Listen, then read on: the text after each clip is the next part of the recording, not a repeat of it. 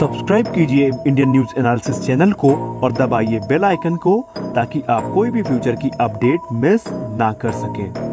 जय हिंद एवरीवन, स्वागत है आपका इंडियन न्यूज एनालिसिस के एक नए एपिसोड में। आज के अपने इस एपिसोड में हम बात करने वाले हैं B-1 बॉम्बर के बारे में। तो आइए जानते हैं आज के अपने वीडियो में कि B-1 बॉम्बर कैसा एयरक्राफ्ट है और आखिरकार क्यों इसे यूएस एयरफोर्स का सबसे घातक एयरक्राफ्ट माना जाता है। तो B-1 लैंसर को रॉकवेल इंटरनेशनल के द्वारा डेवलप किया गया है, लेकिन अब इसको बोइंग डिफेंस द्वारा डेवलप किया जाता है। B-1 यूएस एयरफोर्स का एक long range strategic bomber aircraft है और ऐसा माना जाता है कि B-1 बॉम्बर के पास अपनी कैटेगरी में दुनिया में मौजूद किसी भी बॉम्बर एयरक्राफ्ट की तुलना में सबसे ज़्यादा इंटरनल पेलोड कैरी करने की कैपेसिटी है। B-1 बॉम्बर सन 1986 में ऑपरेशनल हुआ था और जुलाई 2002 में यूएस डिपार्टमेंट ऑफ डिफेंस ने ये अनाउंस किया कि वो कॉस्ट सेविंग मेजर्स के चलते B-1 की इन्वेंट्री को 92 से घटाकर 67 करने वाले हैं और इसी के चलते पहला एयरक्राफ्ट सन 2002 को यूएस एयरफोर्स से रिटायर कर दिया गया। फिलहाल बचे 67 एयरक्राफ्ट की अगर हम बात करें तो 38 एयरक्राफ्ट यूएस एयरफोर्स के रिस एयरफोर्स बेस टेक्सास से ऑपरेट किए जाते हैं और बाकी के 29 एयरक्राफ्ट को Ellsworth air force base South Dakota से ऑपरेट किया जाता है। Low radar cross section, variable geometry wings, modern avionics और powerful after burning engine B-1 को मैसिव पेलोड को लेकर के लॉन्ग रेंज तक जाने में सहायता प्रदान करते हैं। अगर हम B-1 के कॉकपिट की बात करें तो इसकी क्रू कैपेसिटी 4 पर्सनल्स की होती है, जिसमें से एक पायलट, दूसरा को पायलट, तीसरा डिफेंसिव सिस्टम ऑपरेटर यानी DSO, चौथा ऑफेंसिव सिस्टम ऑपरेटर होता है।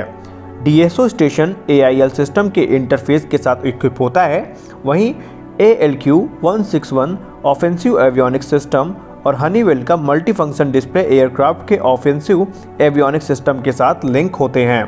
OSO सिस्टम को 2 हनीवेल मल्टी फंक्शन डिस्प्ले के साथ इक्विप किया गया है जो कि ऑफेंसिव एवियोनिक्स सिस्टम से लिंक होता है। लेकिन अभी यूएस एयरफोर्स का प्लान ये है कि B-1 लैंसर को active matrix liquid crystal display के साथ इक्विप किया जाए और इसके कॉकपिट को आधुनिक मल्टीफंक्शन डिस्प्ले भी इसमें लगाई जाएं ताकि ये एयरक्राफ्ट मॉडर्न समय के एवियोनिक के साथ अप टू डेट हो सके। और इसी को लेकर के यूएस एयरफोर्स एक बड़ा अपग्रेड प्रोग्राम लॉन्च करने वाली है जिसमें इसके रेडार्स, इसके कॉकपिट में मैसिव चेंजेस देखने को हमें मिलेंगे और इसके बाद B-1 लैंसर की जो फ्लीट है वो बहुत ज़्यादा घातक बन जाएगी। अब आइए बात कर लेते हैं B-1 के फिलहाल के रेडार की। तो B-1 बॉम्बर में नॉर्थक्रॉप ग्रुमन का APQ-164 offensive radar system use किया गया है जो कि एक मल्टी मोड रेडार है जिसमें electronically scanned faced array antenna use किया गया है जो सिस्टम को high resolution terrain mapping, velocity data, beacon mode, terrain avoidance, terrain following और पोजीशन डेटा और वेदर डिटेक्शन प्रोवाइड करवाता है, जिसके कारण जो सिचुएशनल अवेयरनेस है वो पायलट्स की काफ़ी ज़्यादा होती है और उनको सारे इंसेंशियल इंफॉर्मेशन जो उनके मिशन से रिलेटेड होती है उनके स्क्रीन में उनको दिख जाती है और इससे कोई भी फजीहत होने की जो संभावना है वो ये रेडार ख़त्म कर देते हैं। अभी हाल ही में सुनने में आया है कि B-1 बॉम्बर के रेडार में एक बड़ा अपग्रेड होने जा रहा है और इसका कॉन्ट्रैक्ट भी शायद लॉकहीड मार्टिन को मिल चुका है, लेकिन देखना ये है कि ये कब तक होता है। वहीं अगर हम इसके नेविगेशन और कम्युनिकेशन की बात करें तो नेविगेशन की सबसे पहले बात कर लेते हैं। B-1 बॉम्बर में हनीवेल का ASN-131 रेडार अल्टीमीटर और किडफोर्ड का इनर्शियल नेविगेशन सिस्टम यूज़ किया जाता है। इसके अलावा नॉर्थक्रॉप ग्रुमन का APN-218 डॉपलर वेलोसिटी सेंसर और हनीवेल का APN-224 radar altimeter, Rockwell Collins ARN-118 TACAN tactical air navigation system और रॉकवेल कॉलिंस का ARN-108 इंस्ट्रूमेंट लैंडिंग सिस्टम का यूज़ किया जाता है, जिससे कि पायलट की नेविगेशनल जो कैपेसिटी है वो बहुत ज़्यादा इन्हेंस हो जाती है। और अब आइए एक ओवरव्यू ले लेते हैं, उसके बाद आपको बताएंगे कि इसके इंजन कितने पावरफुल हैं और इसमें कौन कौन से हथियार यूज़ किए जाते हैं और एनिमी मिसाइल्स से ये खुद को कैसे प्रोवाइड करता है, इसके इलेक्ट्रॉनिक वॉरफेयर कैपेबिलिटी क्या क्या है। तो आइए एक नज़र उस पर भी डाल लेते हैं। तो ओवरव्यू की बात करें तो B-1 लैंसर की जो क्रू कैपेसिटी है वो 4 पर्सनल की है जो कि हमने ऑलरेडी आपको अभी बताई, लेकिन इसकी लेंथ तकरीबन 45 मीटर की होती है। वहीं इसका विंग स्पैन 42 मीटर का है, उसकी हाइट 10 मीटर है, वहीं इसका जो विंग एरिया है वो 181 मीटर स्क्वायर का है। सबसे खास बात कि इसका जो एम्पटी वेट है वो तकरीबन 87,090 किलोग्राम का है। वहीं इसका maximum take off weight 2,16,364 kilogram का है। अब आइए बात करते हैं इस एयरक्राफ्ट की सबसे पावरफुल चीज़ जो इस हैवी मशीन को हवा में बनाए रखती है, और वो है इसका इंजन।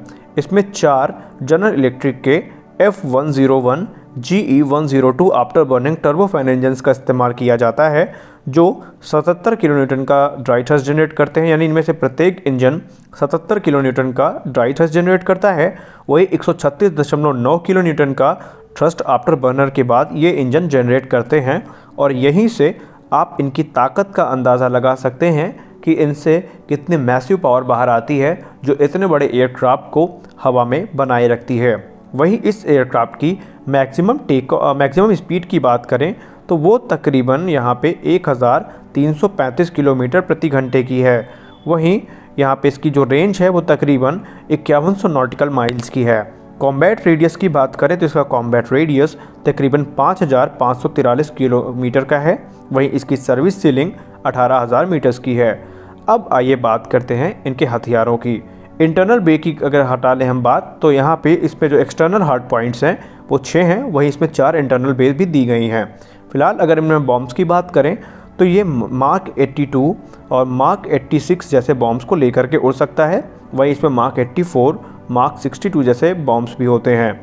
फिलहाल जो सबसे फेमस इसमें बॉम्ब यूज़ होता है वो यहाँ पे CBU-103 wind corrected munition dispenser और GBU-31 JDAM जैसे जो GPS गाइडेंस बॉम्ब हैं उनको ये लेकर के उड़ सकता है। इसके अलावा GBU-38 JDAM के अलावा ये GBU-39 स्मॉल डायमीटर बॉम्ब्स को लेके उड़ सकता है। यानी कि इसमें आसानी से जो अभी स्टॉर्म ब्रेकर मिसाइल है वो इसमें लगाई जा सकती है। और अगर मिसाइल्स की बात करें तो ये AGM-154 joint stand of weapon और AGM-158 long range anti ship missile को भी लेके उड़ सकता है। इसके अलावा इसकी न्यूक्लियर कैपेबिलिटी को ख़त्म कर दिया गया है, यानी कि ये न्यूक्लियर स्ट्राइक के लिए अब यूज़ नहीं होगा। ये चीज़ US ने क्लियर कर दी है। फिलहाल अगर एवियोनिक्स की बात करें तो जैसा हमने आपको बताया कि इसमें एक APQ-164 forward looking offensive passive electronically scanned array radar का इस्तेमाल किया जाता है।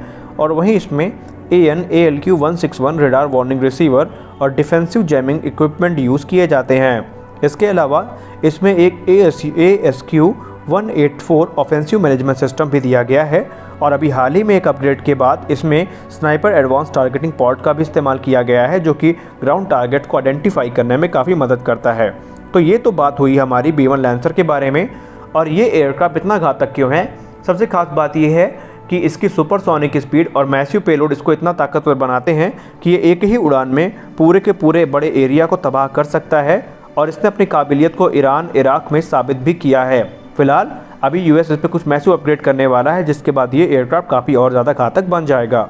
तो आई होप आपको हमारा वीडियो अच्छा लगा होगा। वीडियो अच्छा लगा तो वीडियो को लाइक करिए, नए हैं तो चैनल को सब्सक्राइब करिए। मिलते हैं अपने अगले वीडियो में, तब तक के लिए जय हिंद।